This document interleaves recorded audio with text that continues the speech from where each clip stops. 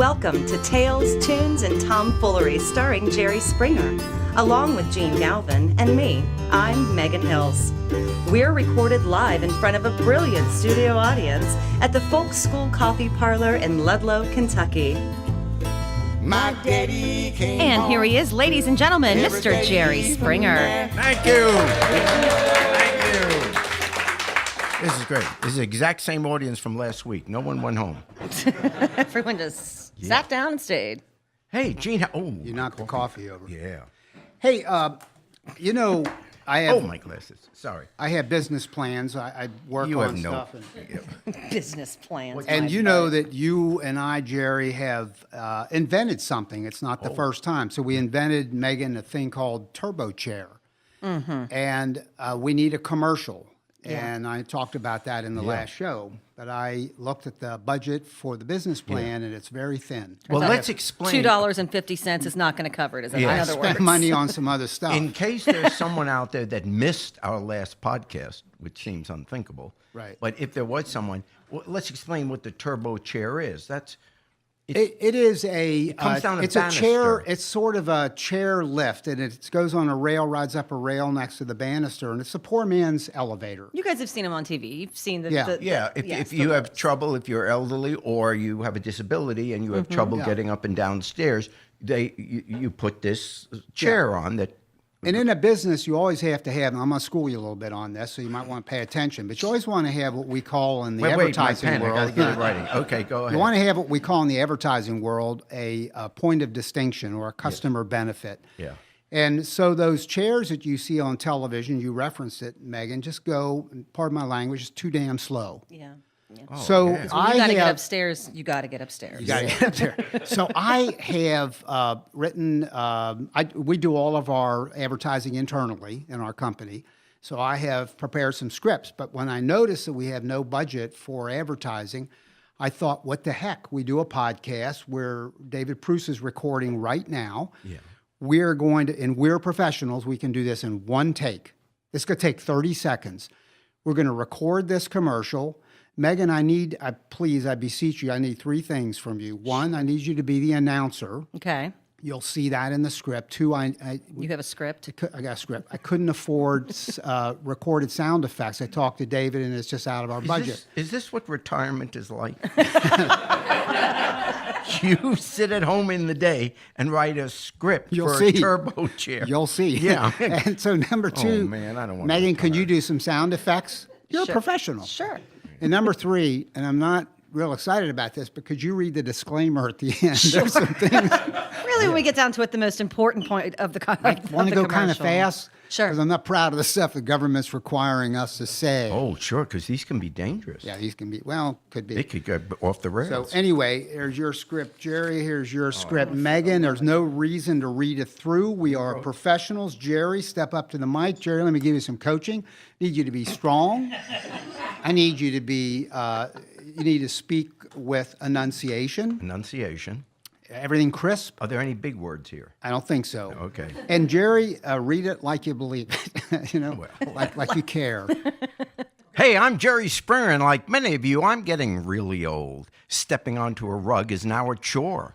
Walking up steps, well, that's out of the question. So we invented Turbo Chair, the poor man's elevator that rides up your stairs on a rail attached to your banisters. But not like other chairs you see on television, they're way too slow. We grew up on fast food, fast cars, and remote control. We want things fast, so our turbo chair is powered by a motorcycle V-twin engine.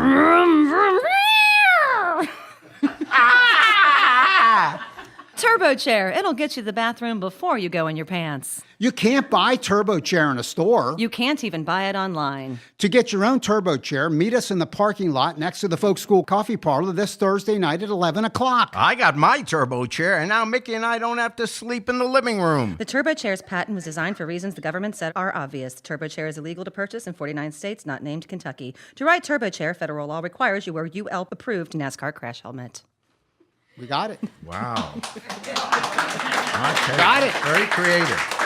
We got it. I can tell. Is someone manning the phones? Because There aren't any phones. This is a podcast. It's not a radio broadcast. Oh, that's right.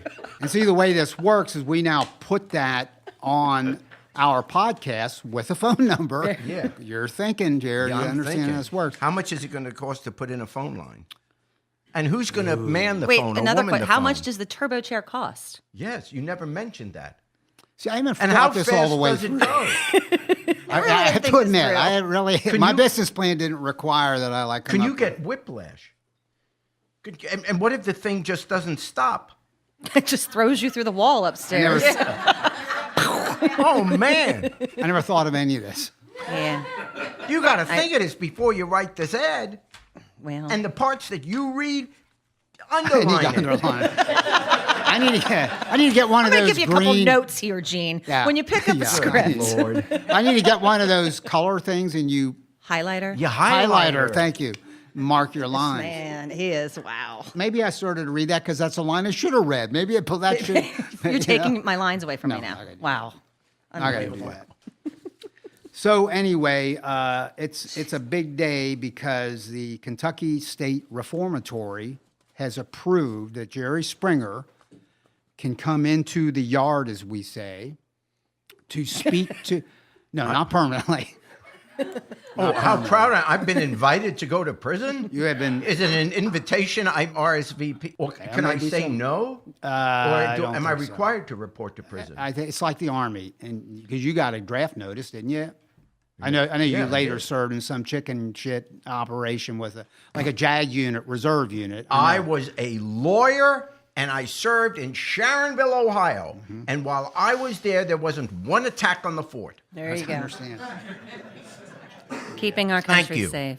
Yep. For And my you- service. Yeah, that's right. Yeah. You're the only person I know that has to go around saying, thank you for my service. Yeah. Yeah. Okay, Anyway. so we've been invited to go to prison. Well, I've already been, and I did get out. No, I went down. By the way, and I talked about this a couple shows ago. Yeah. It was a powerful experience because the men that are in there have been convicted. So I'm not here. I mean, they did what they did, and that's their punishment. But having said that, it's it's a dire situation there, and there are people who are there. Some who I talk to who will never get out till they die because of what they did, and some that are there. One guy I know has been in prison for 40 years. So it's a tough situation. It's a medium max security prison. So I proposed to them because I went down there and talked about some stuff unrelated to the podcast, but I talked about how I produce and co-host the Jerry Springer podcast. They knew that before I got there because I told you as I'm walking across the yard, some guys are going, Jerry, Jerry, because they heard somebody from associated with Springer was coming in. So the follow-up is, well, there are several follow-ups, but one is I talked to some prison officials about, they're saying, would Springer come down? Because it would be a big deal. Mm-hmm. They have no internet availability, none, not ever.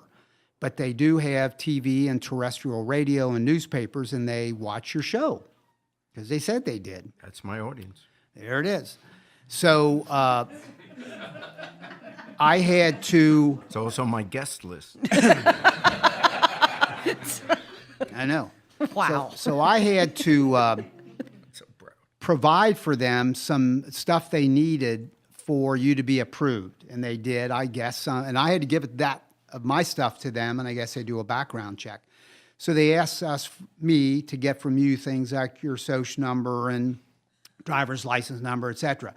If you meet me Thursday night at 11 in the parking lot, I'll have some turbo chairs, and I'll have Jerry's personal information, because that'd be pretty cool to have. Wouldn't that be cool? So I will have that. And I will make this promise to this audience in the coffee shop. I'm going to try to get, and I think you're going to think it's the mother lode, I'm going to try to get the password for his black card. I have a platinum card, and I think I'm like really hot crap because I got a American Express platinum card. Wow. Hey. He's got the black card. Is that the one made Yeah. of metal? Be honest, you have shopper's charge. Yeah, shopper's charge, yeah. From 1969. What is yeah. that? I don't even know. What That's, I don't even know what that's that the is. point, Megan. It's when they used to hand out green stamps. Yeah. No one And remembers Megan, green that's stamps? the point. That's the Sorry, point. Jer. Yeah, sorry. No idea what the hell you're talking Nope. about. Yeah. It's all right, Do you have buddy. a George Foreman grill? I have a George Foreman grill. Well, okay. I do. All right. Still. I'm just checking generations. Generations. Here. That's not that old. Yeah. So anyway, we're going to go to KSR's, we call it, Kentucky State Reformatory. I hope they don't mind me saying that, because it's not open to the public. That's not the point. No. But we're going to go But down. it's And we kinda are going to cool. go down. Jerry and I, he's going to talk. I'm hoping to start teaching some regular classes there, so I think I'll be able to get in again. I'm approved. I've also talked to them about maybe they'd let us do a podcast down there, and then we would all go down and figure out the logistics of recording it, bring a musical act. Could be from our point of view, it would be very cool. Yeah. And I don't know whether they can.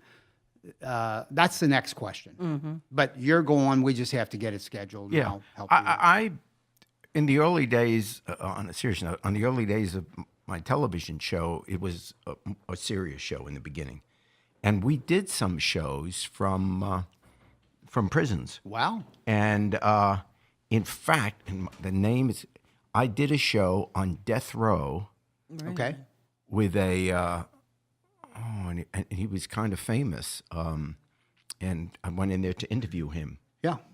This guy, I'm drawing a blank. But anyway, I was in there, and I was nervous. Yeah. You know, there's a cage there, but he had murdered a lot of people, and he was going to be executed. And I had a 1-hour one-on-one interview with him. And there was like a partition between. You're not in the same room. You've got like a partition. Yeah, it was like a net, not a glass, but okay. a cage. Wow.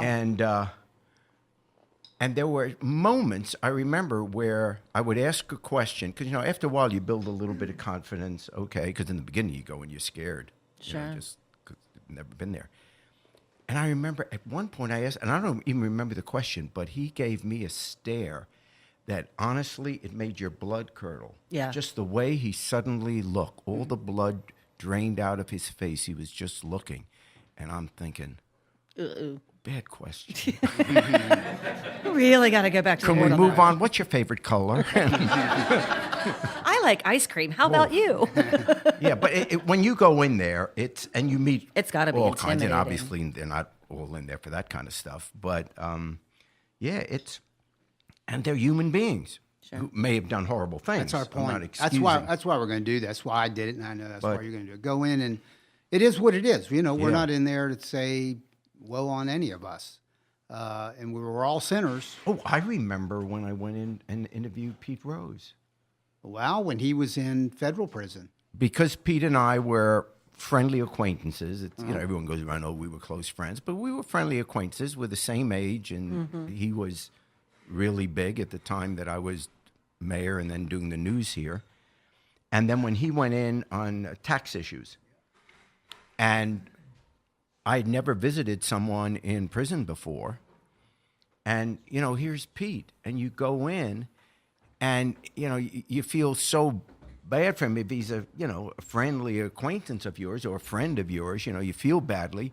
And then when it was over, I was leaving, and I could see he's not. And you just feel it was a I tell you tough what hit feeling. me. I'm talking with these guys, particularly in the Q&A session, and when I was there, half of the gym was filled with guys in the bleachers. They tell me when you come in, and I'm not making a joke here, the whole place will be filled. In other words, you'll draw.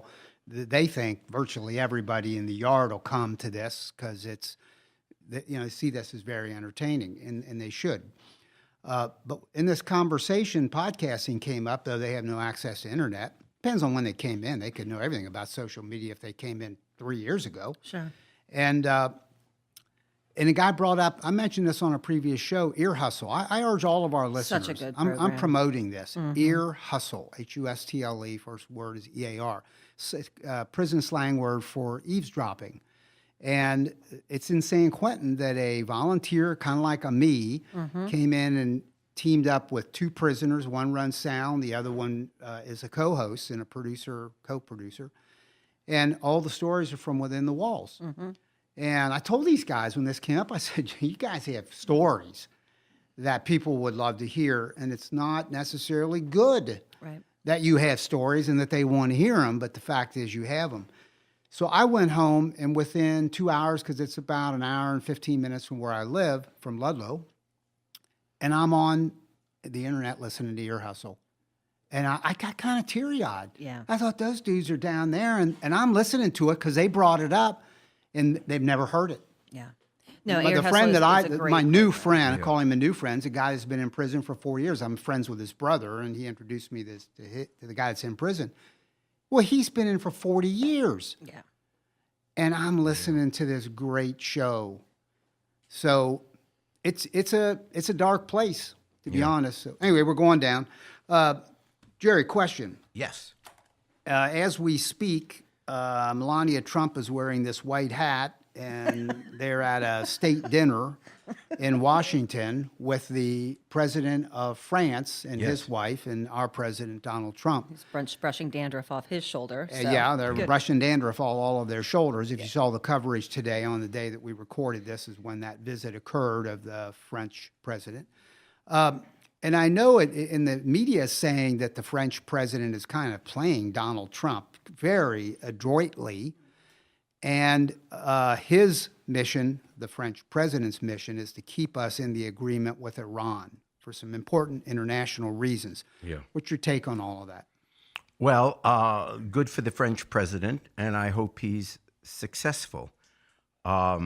He's coming here, and later on in the week, Angela Merkel, head of Germany, will be visiting.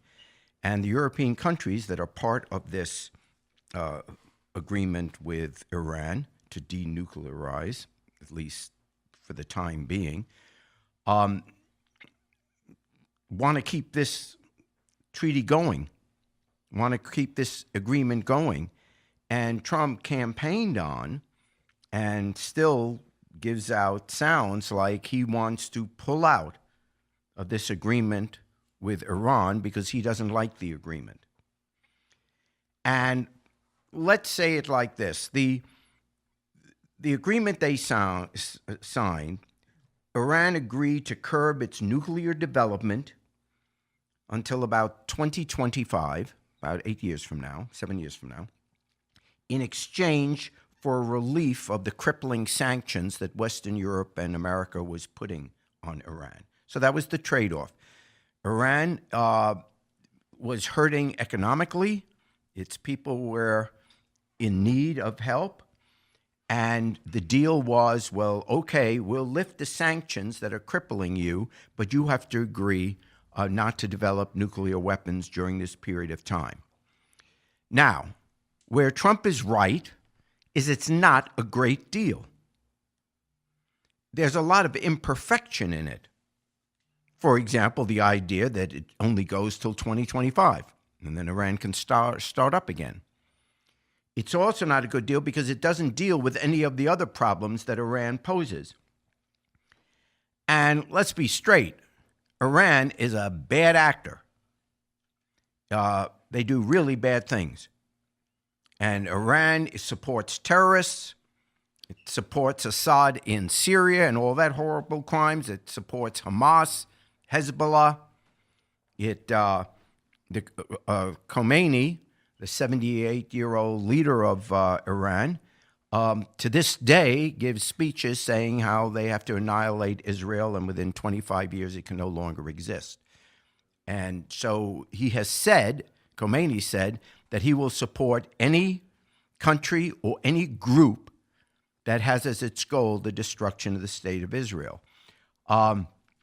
So with all that, and of course the hatred of America. So, yeah, there are a lot of issues with Iran. And so on the one hand, you say, why are we relieving sanctions on this bad country that's causing all this trouble in the Middle East, supporting terrorists, blowing up perhaps the Middle East? Why are we doing this? And the answer is, you can't get everything in this one deal. The immediate concern is we cannot have someone like Iran playing around with nuclear weapons, because the Middle East is like New England. I mean, that's the size of it, except for Saudi Arabia, which is very large. But the whole area, one nuclear bomb can blow everybody up. And that's the whole world That's the umbilical cord of civilization, the Middle East. It's the center of every religion, or most major religions. It was the center of the East-West conflict during the Cold War. It's the center of energy in the world. I mean, the world comes together in the Middle East. So you permit any destabilizing force in the Middle East, that brings world war. That brings nuclear war. So if the deal is, okay, we don't get everything we want, we're not getting Iran on this deal to stop its support of terrorism. We're not getting, Iran to stop supporting Assad in Syria. But at least we're putting a halt, because we do have inspections in terms of their nuclear sites. Now, we don't have inspections of the military sites, so they still can be developing missiles and stuff like that, but not the nuclear weapons. So that's what the deal is.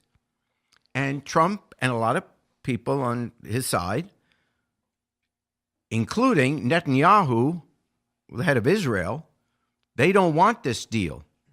Now, you can understand why Israel feels like that, because Israel's dealing with Iran, and Iran, as I said, wants to annihilate Israel.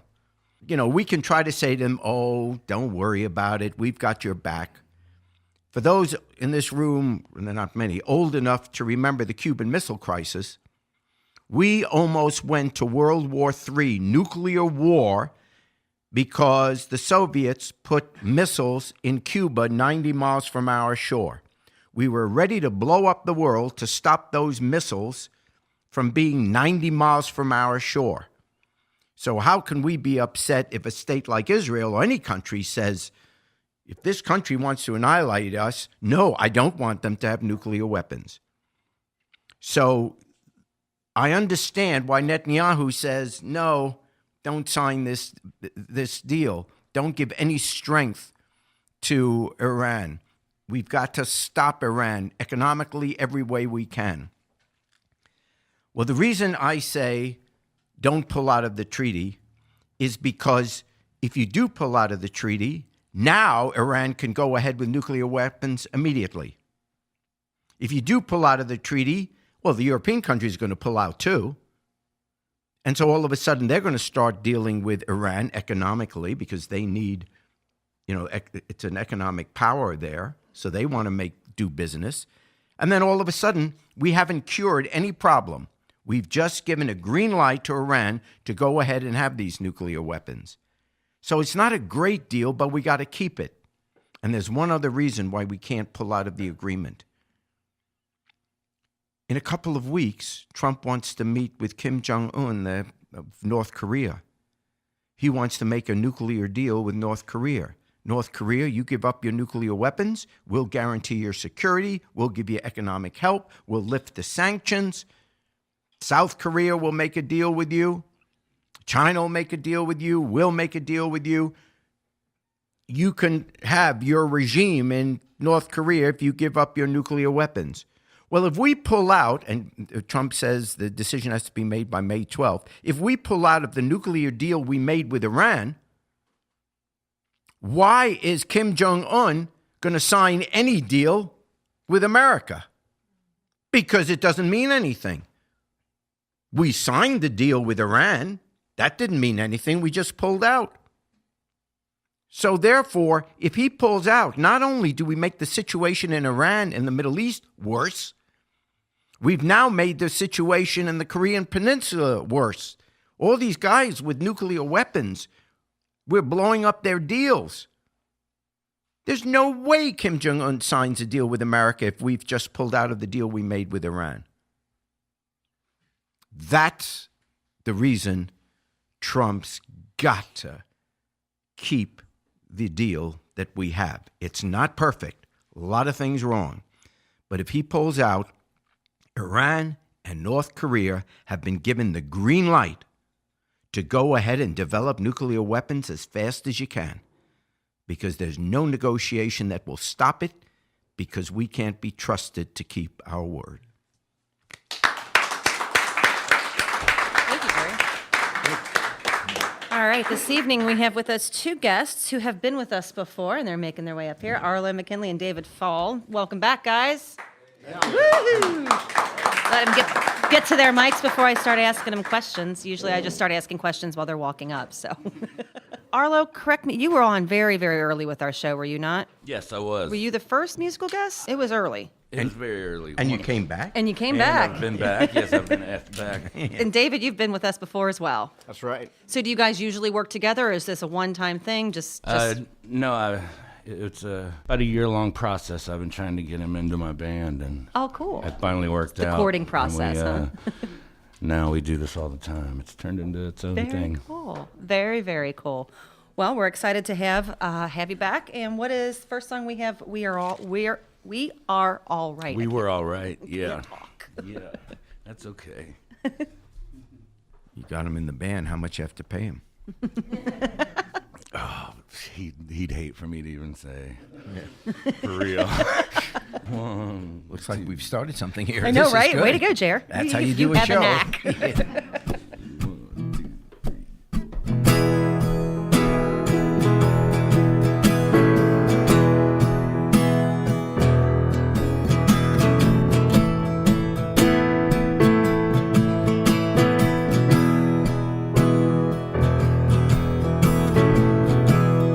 We hit the road. I said, tell me where you wantin' to be, and that's where we're gonna go. If it takes our lives.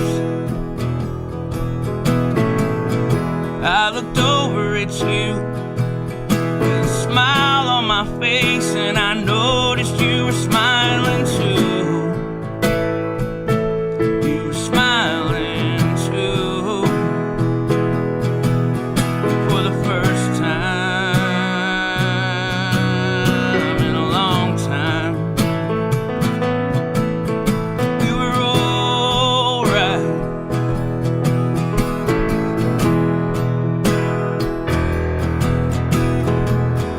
Turn the radio on and heard Luke in Bach, Texas, and you said it was your favorite song.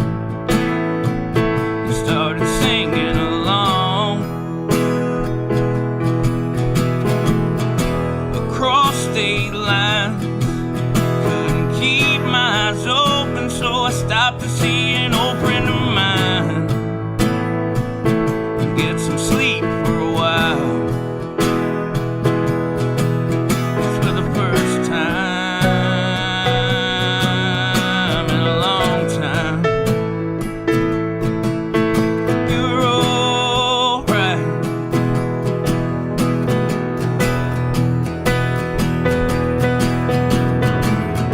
Then I woke by the phone, heard your voice say I should come get my things, 'cause you were gonna be home.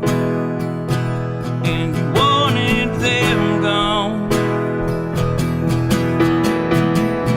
Like a brick it hit me. Everything I thought that happened that night, well, it was only a dream. So I went back to sleep. What else could I do? Tried to find my way back into that dream so I could be close to you. So I could be close to you. Where for the first time in a long time, we were all right. Oh, and for the first time in a long time, we were all right.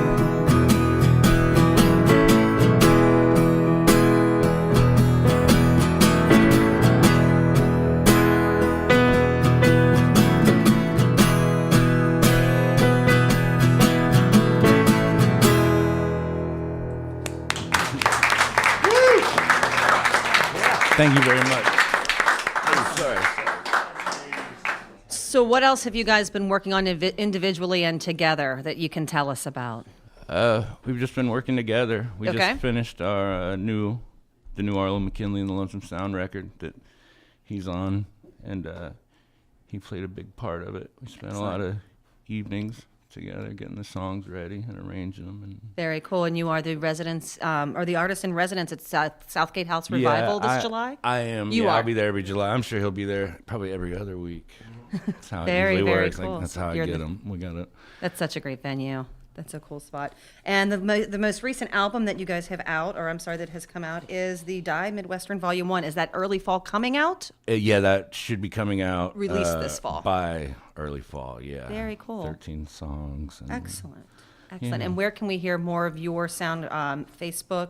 Yeah, on Facebook, Bandcamp. The whole record's on YouTube. Excellent. I tried to have some here tonight, but I overslept. You'll have it. Do you have Gene as a manager? Right? Gene was supposed to call. I wouldn't know. I'd be the last to know. The problem is, I don't know either. So Right? Just show up. I manage some people. That's what I do. I just From what show I'm up. told, I manage some people. Second song you guys are going to be playing for us tonight is Bag of Pills. Yeah. All right. Yeah.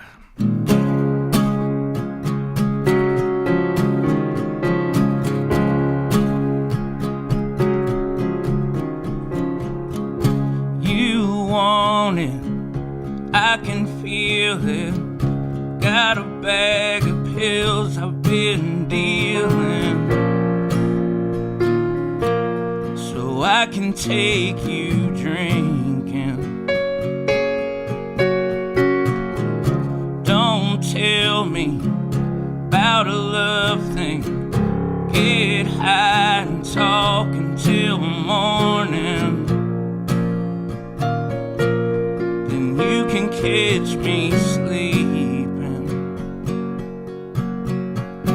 And all I need now I don't want. And all I love now it's all gone to my head.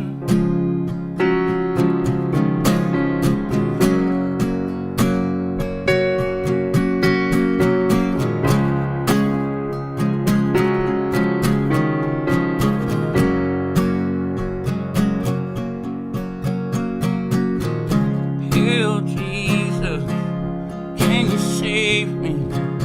Didn't think so, guess that you're busy. I guess we're all busy.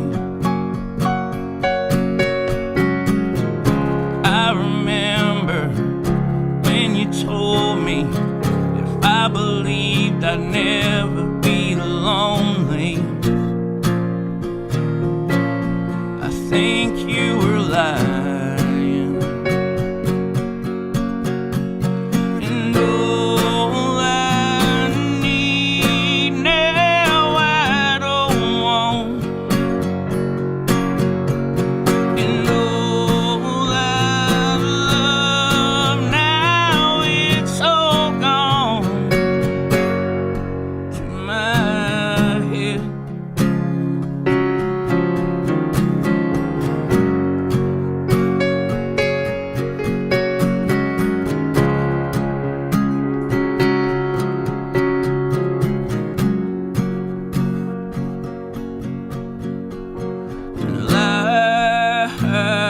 Life, I don't want it. It's so easy to die. And life, I don't want it. It's so easy to die. And life, I don't want it. It's so easy to die. That is great. It's nice to have. We don't always have that keyboard sound in here. It's really beautiful. Really enjoy it. Job. Well, gentlemen, if you don't mind, our friend here is going to sing Down by the Riverside with you. Yes. There's still, A little bit. I mean, Yeah. man, that was beautiful, but a little dark. yeah, there's still time to back out. Yeah, we're in it. Again, this is Arlo, McKinley, and David Fall. Give them a hand, ladies and gentlemen. Thanks a lot, guys. And here we go, and Down by the Riverside with the one and only Jerry Springer. What's this do?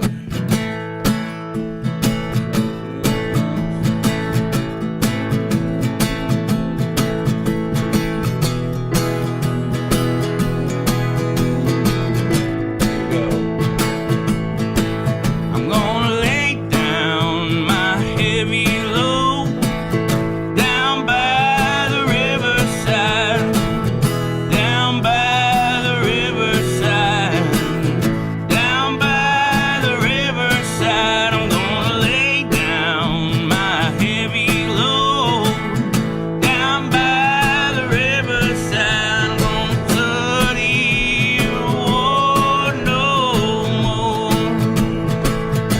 I ain't gonna study war no more. Ain't gonna study war no more.